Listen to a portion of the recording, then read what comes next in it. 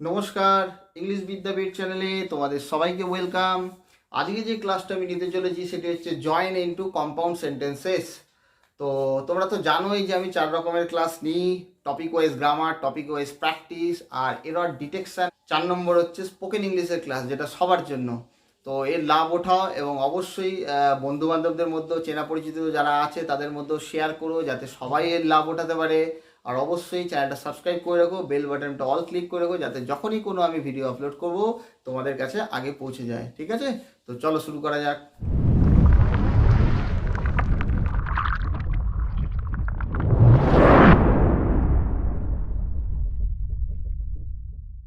তো দেখো, আমি তো তোমাদের বলেই থাকি যে ডেফিনেশনই হচ্ছে সব কিছু।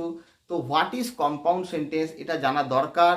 তো এটা যেহেতু থিওরির ক্লাস হচ্ছে না, এটা প্র্যাকটিসের ক্লাস হচ্ছে, তো আমি শর্টে একদম, যাতে যে প্রথমবারের জন্য এই ভিডিও ক্লাস দেখছে সেও যাতে ধরতে পারে, বুঝতে পারে, সেই জন্য আমি খুবই সংক্ষেপে তোমাদের কম্পাউন্ড সেন্টেন্সটা কি একটু বুঝিয়ে দেবো এবং প্র্যাকটিসের মাধ্যমেও ক্লিয়ার করে দেবো কীভাবে জয়েন করতে হয়, জুড়তে হয় কম্পাউন্ড সেন্টেন্স ব্যবহার করে। দেখো, বাক্য 3 প্রকারের আছে গঠন অনুসারে। অ্যাকর্ডিং টু স্ট্রাকচার বাক্য 3 প্রকারের আছে। কি কি? Simple, complex, compound. সরল বাক্য, জটিল বাক্য, যৌগিক বাক্য। বাংলাতেও আছে, বাংলা ব্যাকরণেও আছে। তো কম্পাউন্ডের বাংলা হচ্ছে যৌগিক, যৌগিক বাক্য। ঠিক আছে, এবার এইটা করার জন্য তোমাকে ক্লজ শিখতে হবে। ক্লজেরও থিওরিটিক্যাল ক্লাস, গ্রামারের তো আমি নেবই, প্লেলিস্ট লক্ষ্য রাখবে। ঠিক আছে, তো কম্পাউন্ড সেন্টেন্স যেটা বলছিলাম, যৌগিক বাক্য জানার জন্য তোমাকে ক্লজ জানতে হবে। ক্লজ ক প্রকারের? Principal clause, subordinate clause, coordinate clause. ক প্রকারে বললাম? প্রিন্সিপাল, বা এর আর এক নাম মেইন ক্লজও আছে। সাবঅর্ডিনেট ক্লজের আর এক নাম ডিপেন্ডেন্ট ক্লজও হয়। এর আগের ক্লাসে আমি কমপ্লেক্স সেন্টেন্স তোমাদের শিখিয়েছি, জয়েন করব কিভাবে কমপ্লেক্স সেন্টেন্স ব্যবহার করে, এবং সেখানে প্রিন্সিপাল আর সাবঅর্ডিনেট ক্লজ নিয়েই কমপ্লেক্স সেন্টেন্স তৈরি হয়, সেটাও বুঝিয়েছি। আর বাকি রইল তাহলে কি? Coordinate clause. এই কোঅর্ডিনেট ক্লজ নিয়েই মনে রাখবে কম্পাউন্ড সেন্টেন্স তৈরি হয়। ঠিক আছে, ক্লজ কাকে বলে? গ্রুপ অফ ওয়ার্ড, শব্দগুচ্ছ, যেখানে একটি ফাইনাইট ভার্ব থাকে। What is finite verb? যেখানে একটি টেন্সের গঠনের ভার্ব থাকবে।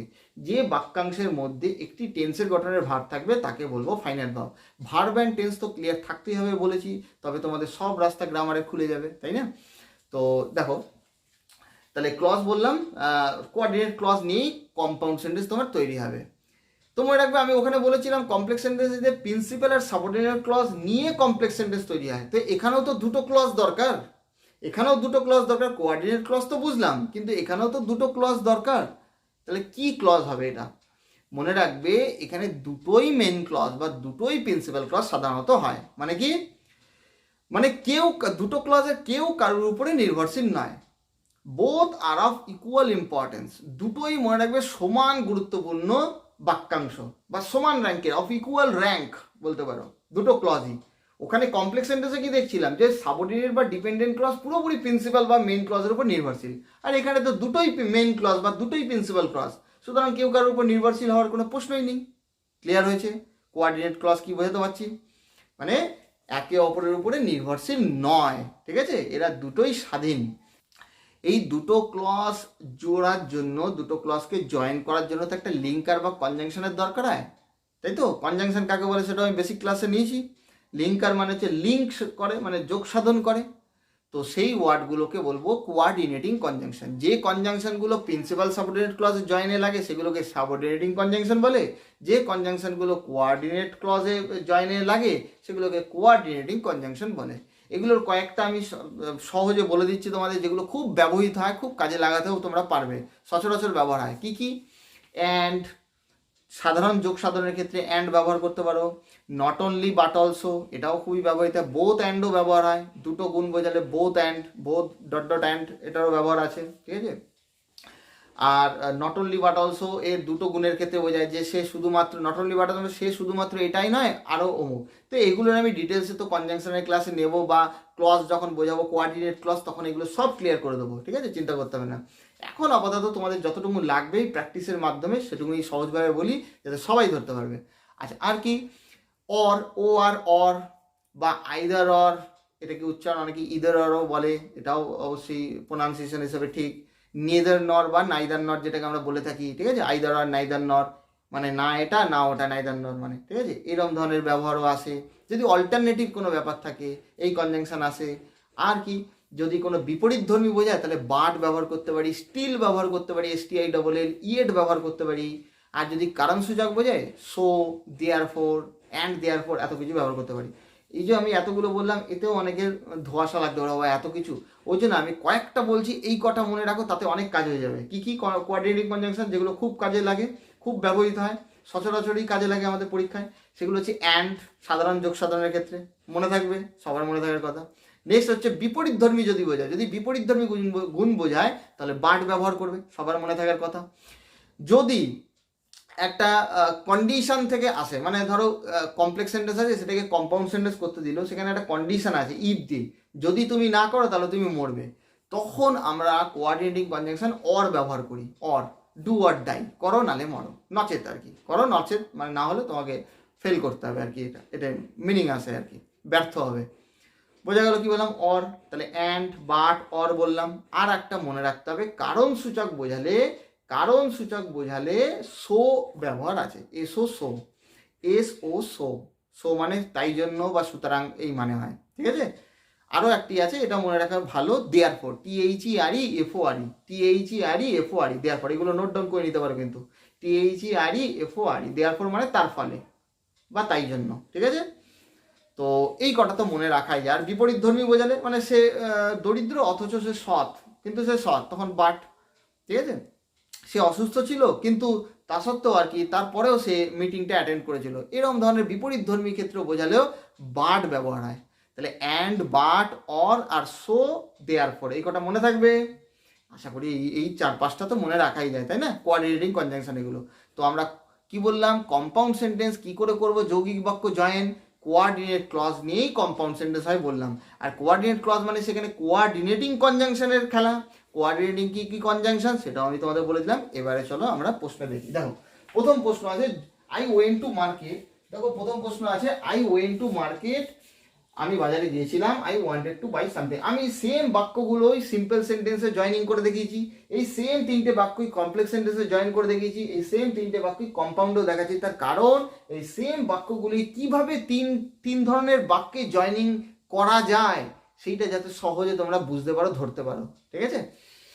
এবার এই প্যাটার্নটা যে ধরতে পারবে না, সে অন্য যে কোনো ধরনের বাক্য এই রিলেটেড এই প্যাটার্নের আরামসে করে দেবে। তো প্রথম বাক্য, আমি বাজারে গেছিলাম, আমি কিছু কিনতে চেয়েছিলাম।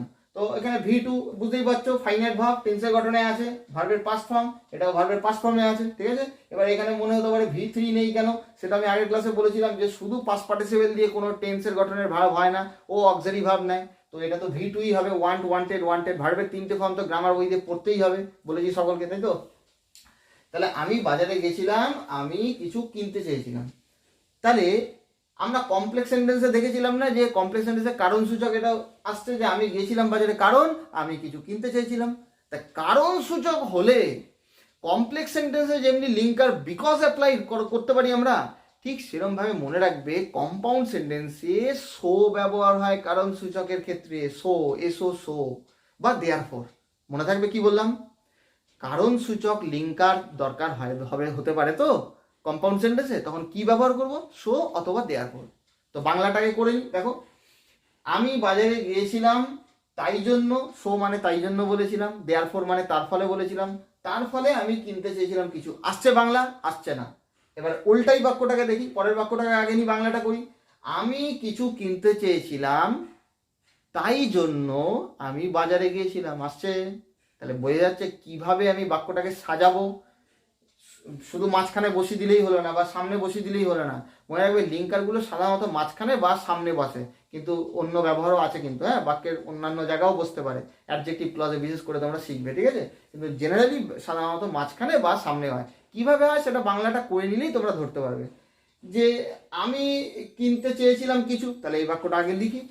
দেখো, I wanted to buy something, ব্যাস, আমি কিনতে চেয়েছিলাম কিছু, এই একটাই ফাইনাইট ভার্ব আছে, এটা নন ফাইনাইট ভার্ব, টু এর পরে ভার্বের রুট ফর্ম 100% ইনফিনিটিভ, ঠিক আছে, তে যুক্ত মান হয়, কিনতে, এটা টেন্সের গঠনে নেই, কিন্তু যে ভার্ব টেন্সের গঠনে থাকবে তাকে ফাইনাইট ভার্ব, যে ভার্ব টেন্সের গঠনে থাকবে না তাকে ইনফাইনাইট বা নন ফাইনাইট ভার্ব বলবো। তাহলে আমি চেয়েছিলাম কিছু কিনতে, তাই জন্যই আমি বাজারে গিয়েছিলাম, তাহলে তাই জন্যই লিঙ্কার কি, সো, এসো সো, আরামসে বসাও, ঠিক আছে, সো। তাহলে কম্পাউন্ড সেন্টেন্সের কারণসূচক যদি বোঝায় কম্পাউন্ড সেন্টেন্সের লিঙ্কার কি? সো। মাথা থাকবে? ব্যাস।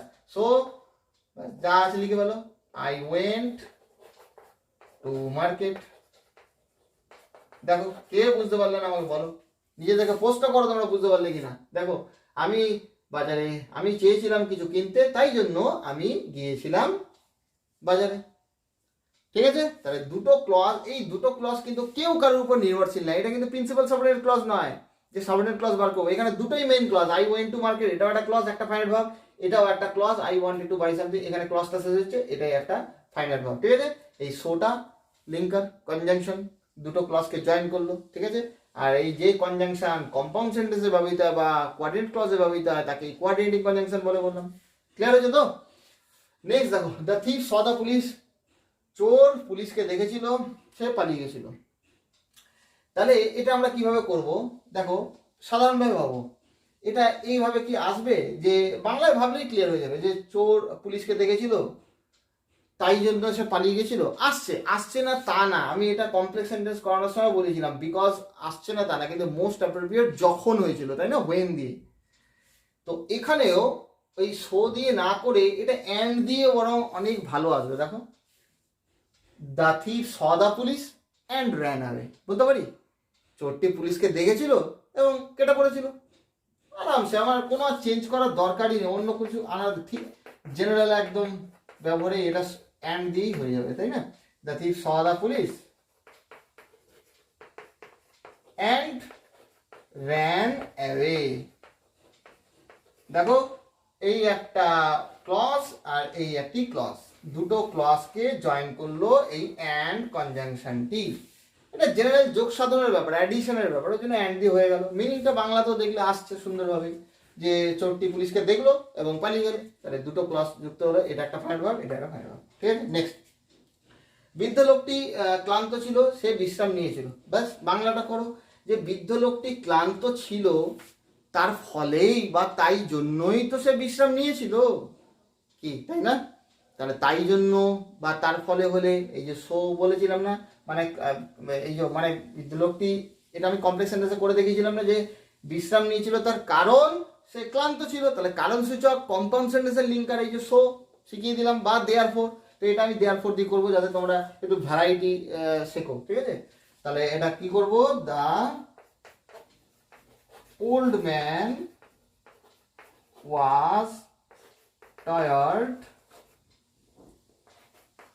therefore, therefore স্পেলিংটা দেখো THEREFOR, হ্যাঁ, therefore, comma he took rest। ঠিক আছে, দেখো কি হলো, বৃদ্ধ লোকটি বিশ্রাম মানে ক্লান্ত ছিল। দেখো ফাইনাইট ভার্ব এখানে একটা হয়ে গেল ওয়াজ, তাই না? বি ভার্বের পাস্ট ফর্ম আছে ফাইনাইট ভার্ব, V2, এই যে V2 বি ভার্বের পাস্ট ফর্ম আছে। আর সিম্পল পাস্ট টেন্স শিখেছি, হয় বি ভার্ব নয় ডু ভার্ব নয় হ্যাভ ভার্ব, যে কোনো একটি ভার্বের পাস্ট ফর্ম হলে সিম্পল পাস্ট টেন্স। বৃদ্ধ লোকটি ক্লান্ত ছিল তার ফলে, দেয়ারফোর, তার ফলে, এখানে সো তোমরা ব্যবহার করতে পারো, এসো সো। ঠিক আছে, যে কোনো একটা, আমি ভ্যারাইটি একটু আনার জন্য তোমাদের মধ্যে ওই জন্য দেয়ারফোরটা ইউজ করলাম। এটা মাথায় রাখতে পারো তোমরা, যদি কঠিন মনে হয় বানান তাহলে সো অ্যাপ্লাই করতে পারো, ইউ ক্যান অ্যাপ্লাই। দেয়ারফোর, তার ফলে হি টুক রেস্ট, সে বিশ্রাম নিয়েছিল, এখানেও এটা একটা ফাইনাইট ভার্ব V2। ঠিক আছে, তাহলে দুটো ক্লজকে জয়েন করলো দেয়ারফোর। তাহলে কারণ সূচক বোঝালে বা তাই জন্য যদি বাংলায় আসে তখন তোমরা আরামসে কম্পাউন্ড সেন্টেন্সের লিঙ্কার কি সো বা দেয়ারফোর ব্যবহার করবে। আর যদি জেনারেল যোগ সাধন বোঝায় তাহলে অ্যান্ড ব্যবহার করবো। আর অ্যান্ড দিয়ে যখন যুক্ত করবো বললাম সেম সাবজেক্ট হলে দ্বিতীয়বার আর প্রোনাউনটা উল্লেখ করার দরকার হবে না। তো আশা করি বোঝাতে পারলাম। এগুলো নোট ডাউন করে নেবে, স্ক্রিনশট করে নিতে পারো। ঠিক আছে, এগুলো চর্চার মধ্যে রাখবে। এই প্যাটার্নের যখনই কিছু দেখবে তাহলে কম্পাউন্ড সেন্টেন্স তোমরা পারবে। এরপরেও আরও যে ভ্যারাইটি ব্যবহার আছে কন্ট্রাস্টমূলক, সেগুলো আমি করাতে থাকবো তোমাদের, এরকম তো চলতেই থাকবে। সিম্পল, কমপ্লেক্স, কম্পাউন্ড প্রচুর করাবো, ট্রান্সফরমেশন অফ সেন্টেন্সেস, চিন্তা করতে হবে না। একের পর এক আমি ভ্যারাইটি ব্যবহার নিয়ে তোমাদের কাছে আসবো, করাতে করাতে প্রচুর শিখিয়ে দেবো, কোনো চিন্তা করতে হবে না। ঠিক আছে, আমি গ্রামারের থিওরিটিক্যাল ক্লাস তো নিতেই থাকবো, ডেপথের, ওখানে এক এক করে চলতেই থাকবে, একদম বেসিক থেকে ডেপথ, বেসিক লেভেল ক্লিয়ার থাকা দরকার, সকলকে বলেছি। আর সকলের কাছে request verb and tense clear করো, কারণ ভার্ব অ্যান্ড টেন্স ক্লিয়ার না হলে, পার্শ্ব স্পিচ বুঝতে না পারলে, তাহলে কিন্তু মানে ইংরাজি মানে ভিত নড়বড় থাকলে আর কি সহজে কিন্তু ধরতে পারবে না পরবর্তী যে গ্রামারের আইটেমসগুলো রয়েছে। ঠিক আছে, তো তো okay, thank you, hopefully you have enjoyed the class. Next ক্লাসে আবার দেখা হবে।